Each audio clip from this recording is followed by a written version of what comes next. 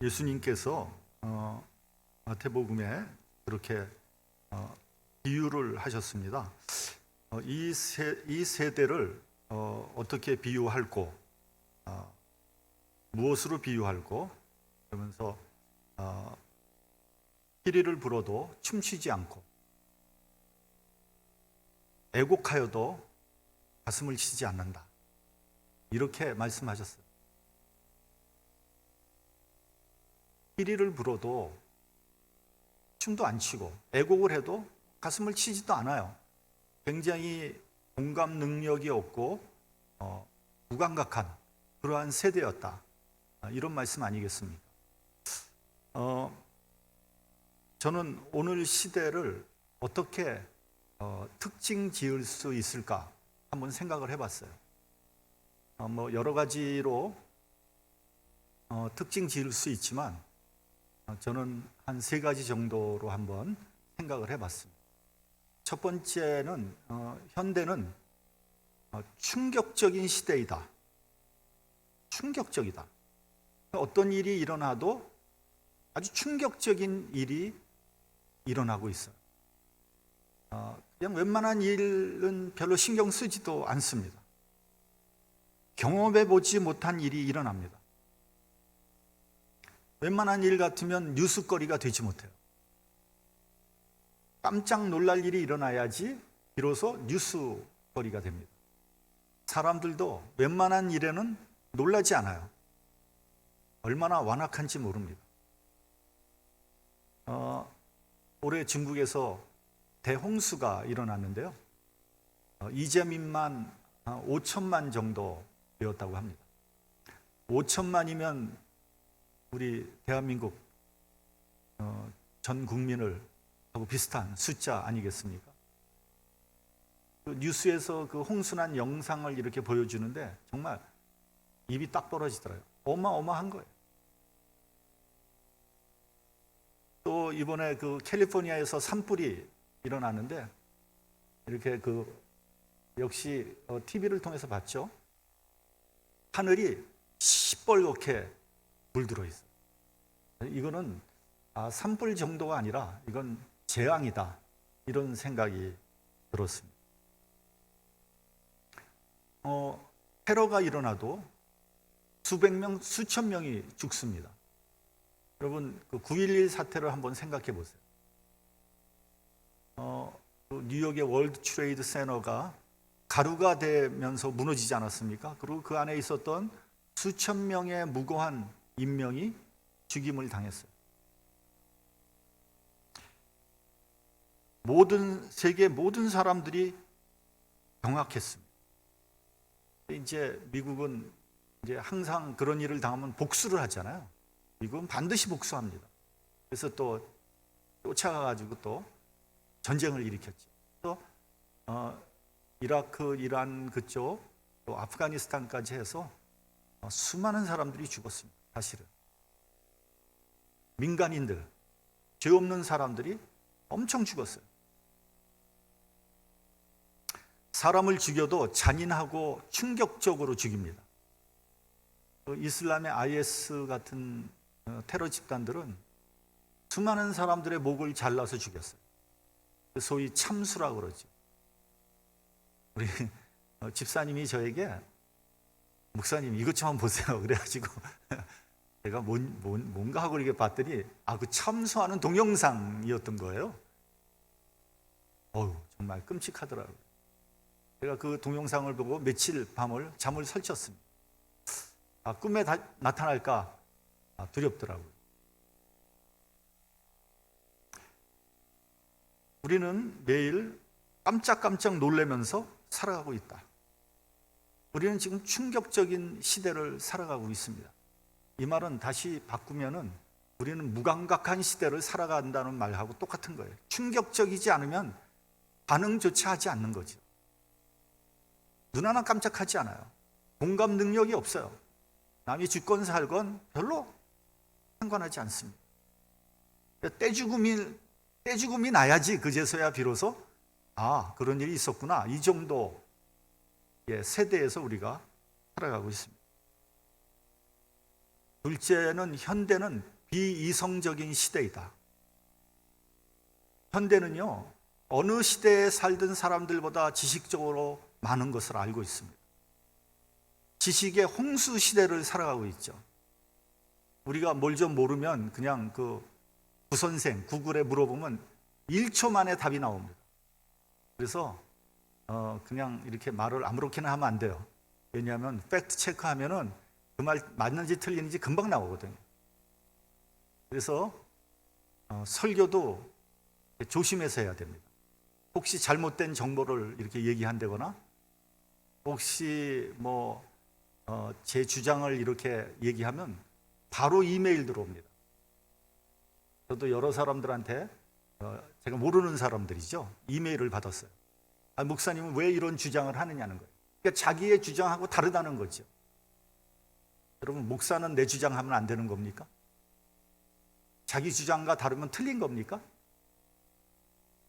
살다 보니까 별꼴 다 봐요, 정말. 네. 자기 목사 설교를 갖고 따지든지 하지 왜 남의 목사 설교를 듣고 따지느냔 말이에요. 웃기는 세상이에요.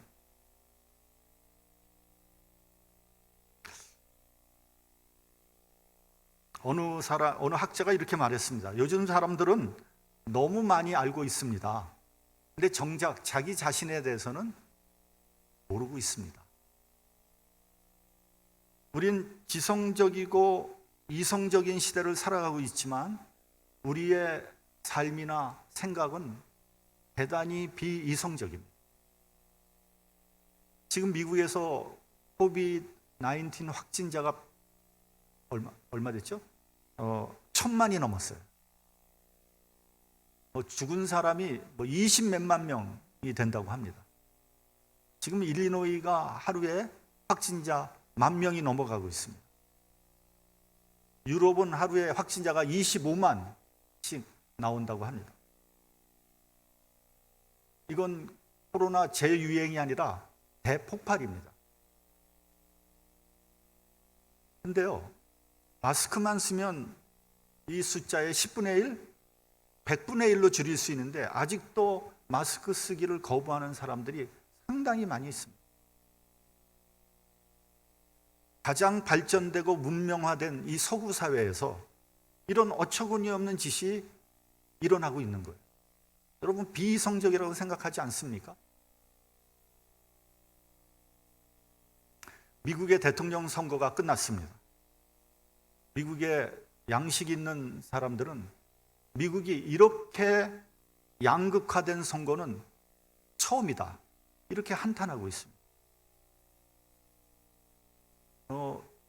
제 대학 동기들 그 카톡을 보면요, 미국에 대한 이야기들이 이렇게 카톡에 올라와요. 제가 거기다가 내가 미국에 살면서 이렇게 창피한 적은 이번이 처음이다, 이렇게 올렸어요. 한편으로는 미국에 대해서 좀 의문을 표시하고, 한편으로는 비판하고, 한편으로는 조롱하고.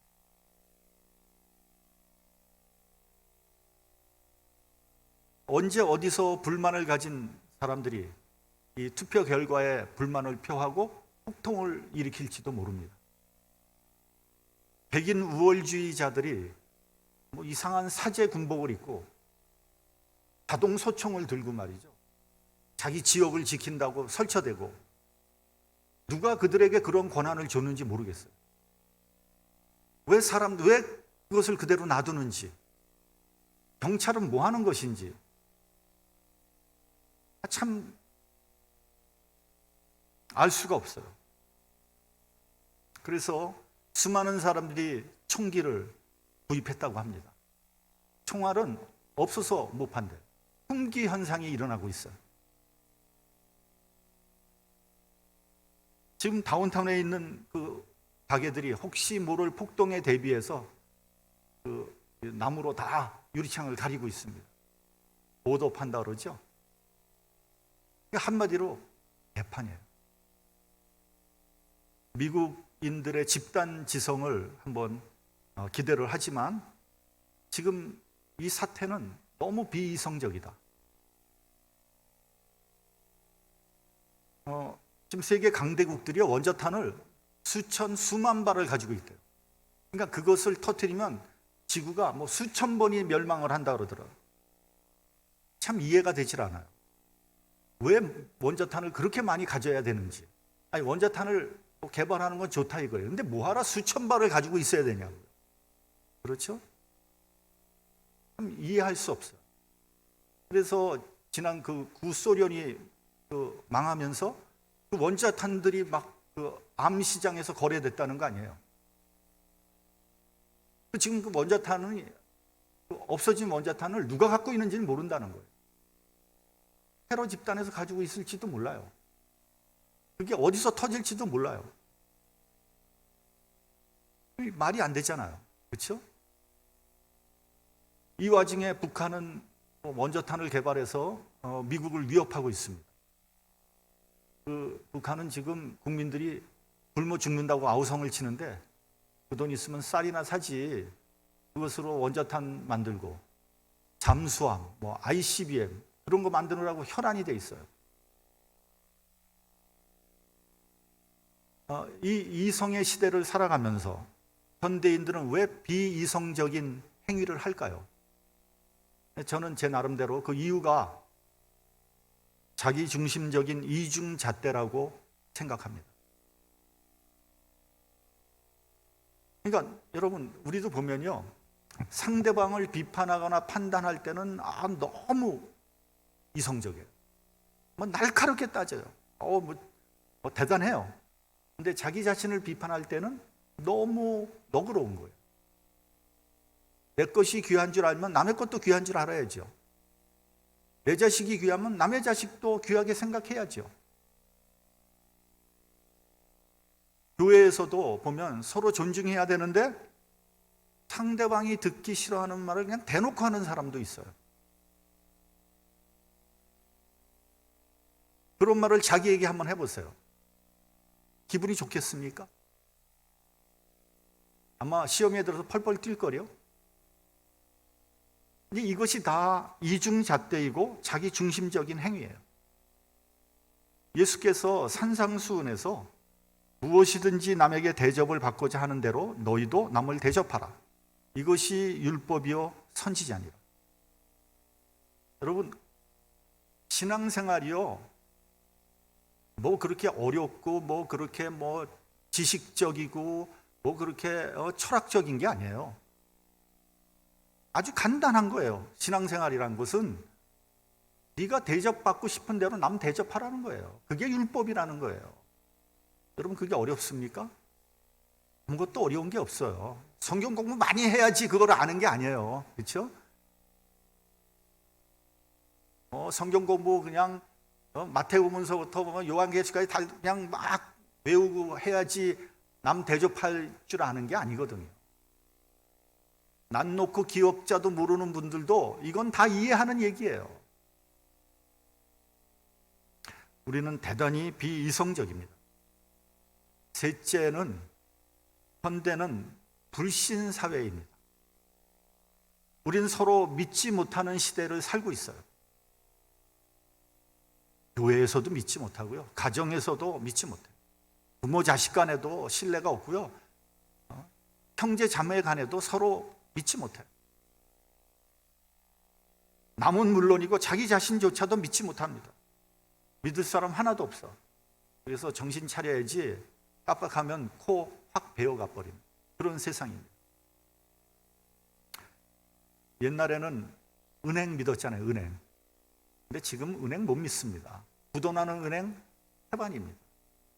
부도나서 문 닫는 은행 많습니다. 옛날에는 신문이나 방송은 믿었어요. 그래서 서로 막 말다툼 하다가도 그거 신문에서 났어, 그러면 그거로 끝나요. 믿었으니까. 근데 요즘에 진짜 믿지 못할 것이 뭐냐? 신문이에요. 방송이에요. 지네들 관점에서 보도합니다. 그래서 A신문하고 B신문하고 전혀 다른 얘기를 하고 있어요. 어느 것이 옳은 건지, 어느 장단에 춤을 춰야 되는지 모릅니다. 여러분, 공산주의가 왜 망했습니까? 저는 불신 때문에 망했다, 이렇게 생각합니다. 공산주의는요, 서로 감시하게 하잖아요. 그리고 그것도 못 믿으니까 또 그 뒤에 감시자를 또 세워. 그리고 그 뒤에 감시자 또 세워. 그러다가 정 못 믿으면 숙청해버려.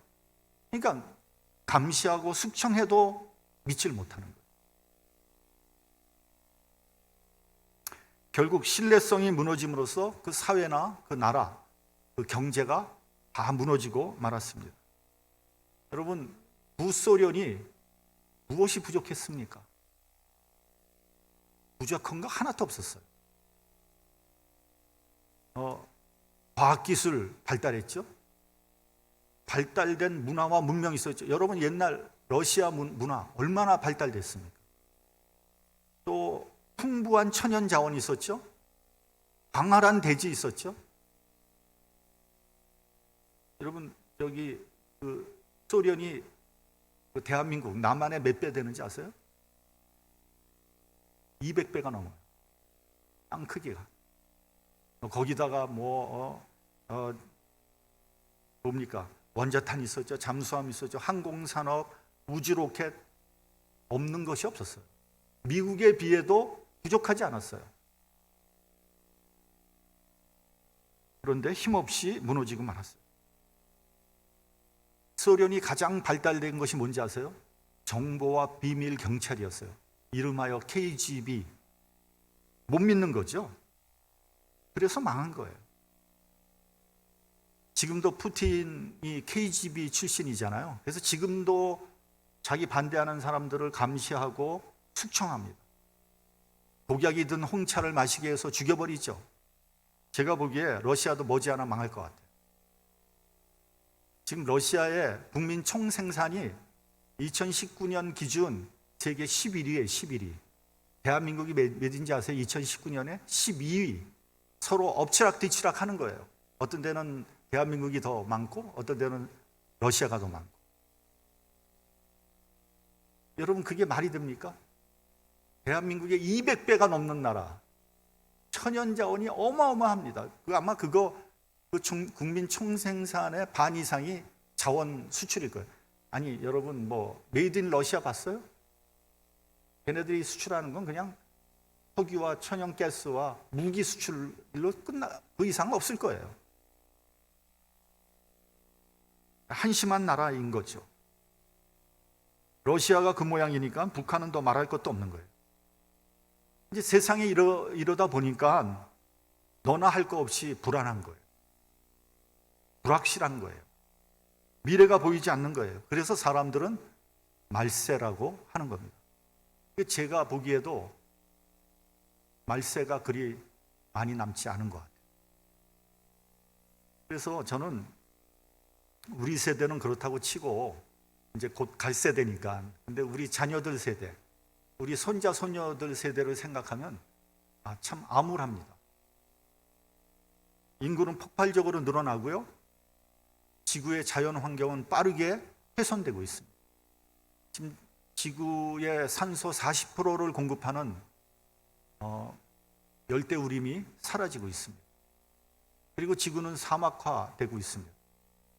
이런 추세로 계속 나가면 2100년 정도가 되면 지구는 더 이상 생물이 살 수 없는 그러한 곳이 될 것이라는 전망이에요. 그래서 일론 머스크 같은 사람들은 지구를 탈출하자 이런 사람도 있고요. 우리의 지금 능력이나 우리의 재력으로는 지구를 탈출할 수 없으니까 차라리 그 돈으로 지구를 잘 가꿔서 다시 자연을 복원하자, 이런 지금 주장도 있습니다. 코로나19 사태가 난 후에 전 세계에 굶어 죽어가고 있는 사람이 한 3억 명 정도 된다고 합니다. 그 전에는 한 1억 7천, 1억 6천, 1억 7천 정도 됐었는데 배가 된 거죠. 지금 여러분, 이 전 세계에 보면 3억 명이 굶어 죽어가고 있다는 거예요. 근데 그거에 비해서 지금 부자들은 돈 엄청나게 벌고 있어요. 지금 양극화의 현상이 가속되고 있습니다. 슬픈 현상입니다. 앞으로 이 세상은 어떻게 될 것인가? 오늘 본문 42절을 보면요, 깨어 있으라, 어느 날에 너희 주가 임할는지 너희가 알지 못함이라고 했습니다. 36절을 보면요, 그날과 그때는 아무도 모른다고 했어요. 하늘의 천사들도 아들도 모르고 오직 아버지만 아신다 그랬어요. 근데 여러분, 이 구절이 항상 문제가 좀 되는 거예요. 왜냐하면 천사가 모르는 건 알겠는데 예수님까지 모른다 그러니까, 예수님이 하나님과 동일한 분이라면 예수님이 모르는 것은 좀 문제가 되지 않겠습니까? 그래서 어떤 사람은요, 예수님이 알기는 아시는데 여기서 그렇게 말씀하신 것이다, 이렇게 얘기하는 사람도 있습니다. 근데 그거는 말이 안 돼요. 왜냐하면 그러면 예수님이 뭐 둘러대거나 거짓말했다는 얘기밖에 안 되잖아요. 이것은 예수께서 육신을 입고 완전한 인간으로 이 세상에 오셨다는 것을 의미하는 거예요. 인간으로 오셨기 때문에 이 세상에 계실 동안은 정말 모르셨어요. 이것은 예수께서 겟세마네 동산에서 기도할 때도 똑같은 일이 벌어진 거예요. 예수님 이렇게 기도했어요. 할 수 있으시면 이 잔을 내게서 지나가게 하옵소서. 그러나 내 원대로 마옵시고 아버지의 원대로 하옵소서. 삼위일체 하나님을 믿지 않은 이단들은 이 부분에서 문제를 제기합니다. 예수님과 하나님이 동일한 분이라면 자기가 자기에게 기도합니까? 이건 난센스 아닙니까? 그 말 들으면 그럴듯해요. 그러나 예수님은 하나님과 본질적으로 같은 분이시지만 예수님은 인간이란 제한성을 갖고 이 땅에 오셨기 때문에 이 세상에 계신 동안은 전능하신 하나님 앞에 기도할 수밖에 없었던 거죠. 종말이 언제인지 모르기 때문에 깨어 있으라고 한 거예요. 알고 있다면 깨어 있을 필요는 없는 거죠. 왜냐하면 뭐 놀고 자고 먹고 뭐 하다가 그 시간 되면 깨어서 준비하면 되는 거 아니겠습니까? 성경에서 모른다고 했으면 모르는 거예요. 괜히 안다고 하다가 패가망신당하는 사람들이 많습니다. 기독교 역사상 가장 많이 이단이 생긴 것은 예수님의 재림에 대해서 생겼다는 것을 우리는 알아야 됩니다. 성경에서 모른다고 한 것을 자기는 안다고 하는 바람에 미혹에 빠지는 거예요. 여러분, 이 부분이 굉장히 중요한 겁니다. 많은 사람들이 성경을 지나치게 해석하는 사람이 있어요. 이게 미혹에 빠지는 거고, 이게 마귀가 역사하거든요. 성경에서 얘기하는 거기서 멈춰야 되는 거예요. 너무 지나치게 해서 막 그냥 하나님이 알려주실까, 뭐 환상으로 보나 뭐 이러다가 마귀의 역사가 일어나고 미혹당하는 거예요. 그런 사람들이 굉장히 많습니다. 목사님 중에도 그런 사람들이 많아요.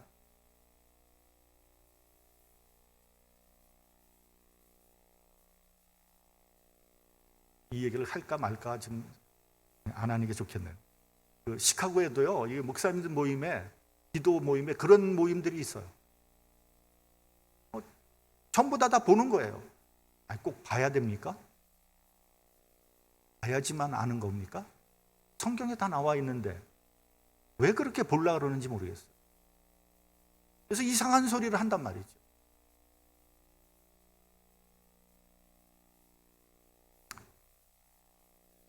예수님은 모르신다 그랬는데 자기가 안다면 그거 어떻게 되는 거예요?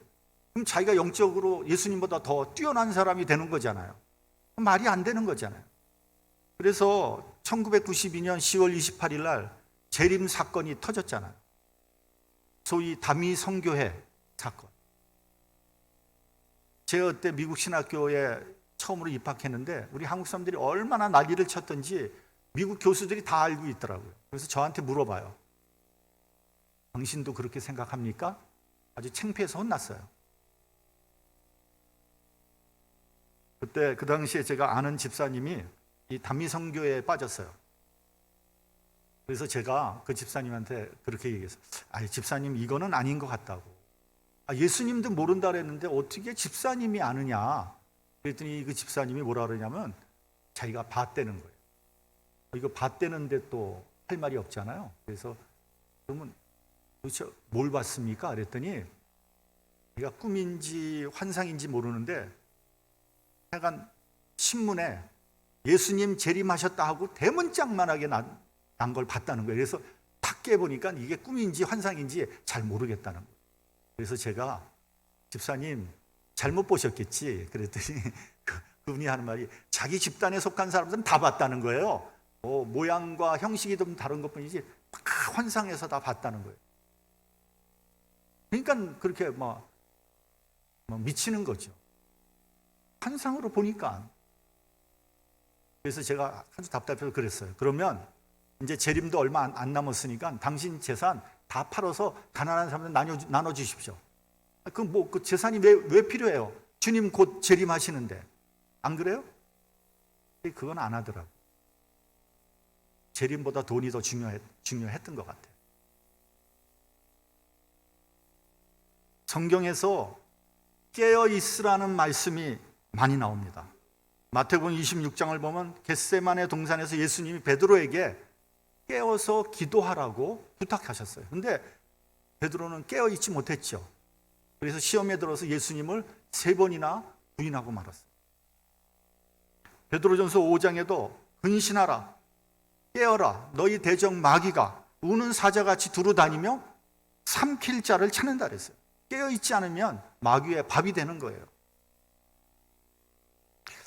저는 오늘날 미국에 사는 기독교인들이 귀를 씻고 들어야 하는 것이 바로 이 깨어 있으라는 이 말씀이라고 저는 생각합니다. 깨어 있어라. 다 지금 자고 있다. 다 지금 신앙생활 잘못하고 있다. 이런 얘기입니다. 여러분, 모든 나라의 흥망성쇠를 보면요, 어떤 외부적인 요인 때문에 망한 나라는 거의 없습니다. 대부분 다 내부적인 문제, 거기에 따른 도덕적인 타락 때문에 대부분 나라들이 망했어요. 그 대표적인 경우가 로마 제국이에요. 로마 제국은 내부적으로 분열했고요, 극심한 도덕적인 타락이 있었어요. 결국 망하고 말았어요. 바벨론도 그랬고요, 페르시아도 그랬고요, 알렉산더의 마케도니아도 그랬고요, 중국의 당나라도 그렇고 청나라도 그렇고 마찬가지예요. 다 내부적으로 문제가 있었어요. 또 극심한 윤리 도덕적인 타락이 있었던 거죠. 미국이 지금 내부적으로 분열하고 있습니다. 정치적으로, 경제적으로, 사회적으로, 특별히 인종적으로. 지금 인종차별이 다시 부활하고 있지 않습니까? 트럼프 대통령 따르는 사람들이 공공연하게 Go back to your country 하고 있잖아요. 대놓고 얘기하잖아요. 그리고 미국은 도덕적으로 타락했어요. 마약, 도박, 성적인 타락, 동성애 극심하게 타락했어요. 많은 학자들이 미국이 무너지고 있다고 진단하고 있습니다. 미국이 다시 사는 길은 저는 그렇게 생각합니다. 그리스도의 정신과 그리스도의 사랑으로 다시 헌신하고 희생해야 돼요. 미국의 리더십을 회복해야 됩니다. 남을 도움으로써 미국의 세계 최강의 나라가 되어야 됩니다. 우리가 개인적으로도 깨어 있어야 돼요. 언제 종말의 날이 올지 모르기 때문입니다. 언제 나에게 죽음이 올지, 언제 주님께서 재림하실지 모르기 때문에 항상 깨어 있어야 되는 거예요. 종말은 도적같이 온다고 했습니다. 여러분, 도적은 내가 온다 이런 말 하지 않고 옵니다. 불시에 들이닥치는 거죠. 그렇게 급박스러운 상황을 비유로 오늘 본문에서는 말씀하고 있습니다. 두 사람이 밭에 있는데 한 사람은 데려감을 당하고 한 사람은 버려둠을 당한다는 거예요. 두 여자가 맷돌을 갈고 있는데 한 사람은 데려감을 당하고 한 사람은 버려둔다는 거예요. 그러니까 둘이 같이 있다가 한 사람이 갑자기 사라져버리는 황당한 일이 일어나게 되는 거죠. 데살로니가 전서 4장에 또 보면은요, 주께서 호령과 천사장의 소리와 하나님의 나팔로 친히 하늘로 조차 강림하시는데 저희가 구름 속으로 끌어올려 공중에서 주를 영접한다고 돼 있어요. 네. 호령과 나팔 소리, 쫙 나면요, 구름을 타고 주님이 내려오신데 여기 있는 사람들이 구름 속으로 빨리 올라간다는 거예요. 소위 휴거라는 사건입니다. 예를 들면 이제 두 사람이 자동차를 타고 가고 있는데 갑자기 어느 순간 운전하는 사람이 사라져 버리는 거예요. 그럼 어떻게 되겠어요? 자동차가 운전자가 없으니까 막 이리 왔다 갔다 뭐 뒹굴든지 아니면 앞에 있는 차를 막 추돌 하든지 이런 사건이 일어난다는 얘기예요. 그런데 이 휴거라는 이 현상이 현실 세계에서 진짜 일어날 것인가 아니면 이것은 비유인가에 대한 그런 논쟁이 있습니다. 그런데 저는 이 휴거라는 사건에 대해서 별 관심이 없어요. 왜냐하면 종말이 되면 어차피 모든 것이 다 끝나는데, 그리고 예수 믿는 사람들은 주님과 함께 하는데 그게 휴거가 됐건 뭐가 됐건 그게 무슨 큰 의미가 있겠습니까? 저는 개인적으로 예수님의 종말과 재림이 순식간에 일어날 것이다. 저는 그렇게 생각합니다. 아주 어느 순간에 눈 깜빡할 사이에 이런 일들이 일어나게 될 것입니다.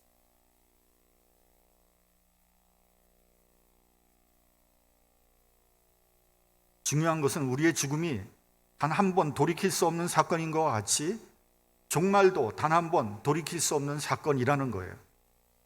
두 번 다시 없는 사건이기 때문에 깨어 있어야 하고 준비해야 됩니다. 우리가 영적으로 깨어 있다면 종말이 도적과 같이 올 수가 없는 거죠. 왜요? 내가 이미 준비가 돼 있으니까. 마치 노아의 홍수 때 노아가 오랜 기간 동안 방주를 지었잖아요. 그러니까 대홍수가 나도 전혀 걱정하지 않았던 거와 마찬가지예요. 우리가 준비가 돼 있다면 종말이건 재림이건 전혀 걱정할 필요가 없는 거예요. 또 종말은 또 다른 시작이라는 걸 알아야 합니다. 여러분, 죽음으로 모든 것이 끝난다면 오히려 편할 수 있어요. 우리가 이 세상 살면서 온갖 나쁜 짓 하고 뭐 남 못할 짓 하면서 그리고 죽어버리면 그걸로 끝난다. 얼마나 편리한 생각입니까? 그러나 죽음이 끝이 아닙니다. 히브리서를 보면 한 번 죽는 것은 사람에게 정하신 것이요 그 후에는 심판이 있다 그랬어요. 우리 모두는 하나님 심판대 앞에 서게 될 거예요. 계시록 20장을 보면 모든 사람들이 흰 보좌 앞에서 심판을 받게 되는데 책들이 펴 있고 또 다른 책이 폈는데 그것이 생명책이라 그랬습니다. 우리가 생명책에 기록되어 있다면 우리는 심판받지 않게 됩니다. 심판 후에는 새로운 시대가 시작될 겁니다. 육신의 생명은 끝나고 영원한 생명이 시작될 겁니다. 우린 이 새로운 생명에 대해서 준비해야 되는 거예요. 여러분, 우리가 여행을 갈 때도 이것저것 준비 많이 하잖아요. 그리고 혹시 빠진 것 있나 더블 체크도 하잖아요. 그런데 우리가 새로운 생명을 준비하는데 이것을 소홀히 할 수는 없는 거죠. 그래서 깨어 있어야 하는 거예요. 영어로 졸업을 graduation이라고 하잖아요. 근데 미국 사람들은 대부분 graduation은 말 쓰지 않고 commencement란 말 씁니다. commencement라는 것은 무슨 말이냐면 새로 시작한다는 의미예요. 졸업은 학업을 끝낸다는 것이 아니라 다음을 위해서 새롭게 준비하고 시작한다는 의미예요. 여러분, 신앙생활은요, 신앙생활의 제1의 목적이 이 세상에서 윤리도덕적으로 올바르게 살게 하는 것이 아니에요. 신앙생활의 제1의 목적은 영원한 생명을 준비하는 거예요. 그런데요, 우리가 영원한 생명을 준비하다 보면 우리는 자연적으로 이 세상에서 윤리도덕적으로 살 수밖에 없는 거죠. 영원한 생명을 준비하는 사람이 남 사기치고 남 못할 짓 하고 그렇게 살겠습니까? 그럼 말이 안 되는 거죠. 그러면 무엇을 어떻게 준비해야 됩니까? 준비라는 것이 도대체 뭡니까? 매일 교회 와서 성경 공부하고 기도해야 합니까? 주님께서 재림하실 때까지 흰 옷 입고 자정 예배 드려야 하는 것입니까? 아니죠. 우리는 그리스도의 정신과 그리스도의 인격을 가지고 열심히 주의 사역 감당해야 되고요. 세상 일도 그러한 정신으로 해야 되는 거예요. 그것이 준비하는 거예요. 우리 모두가 주의 종이 될 필요가 없어요. 우리 모두가 주의 사역을 할 필요도 없습니다. 실제로 세상 일과 주의 사역을 구분하는 것은 별로 바람직하지 않습니다. 우리가 그리스도의 정신으로 그리스도의 인격으로 세상 일을 하면 그것이 곧 주의 사역이고 주님께 영광 돌리는 일 아니겠습니까? 우리는 이 세상에서 빛과 소금의 역할을 감당해야 돼요. 그런데 많은 사람들이 이 세상에서는 대차반으로 하고 교회에 와서 빛과 소금의 역할을 하려고 그래요. 거꾸로 해야죠. 교회에서는 별로 존재가 없다고 할지라도 세상에 나가서 내가 예수님의 빛을 또 소금으로서 역할을 감당해야 되지 않겠습니까? 그것이 준비하는 거예요. 그러면 주님께서 우리에게 우리의 삶을 축복해 주시고 우리의 육신의 건강도 허락해 주실 거예요. 스피노자는 내일 종말이 온다고 해도 나는 오늘 한 그루 사과나무를 심겠다고 했습니다. 주님의 정신으로, 주님의 인격으로 주의 사역 열심히 하시고 세상 일도 열심히 해서 모든 사람들에게 주님의 영향을 끼치는 저와 여러분이 되시기를 주님의 이름으로 축원합니다. 기도하겠습니다.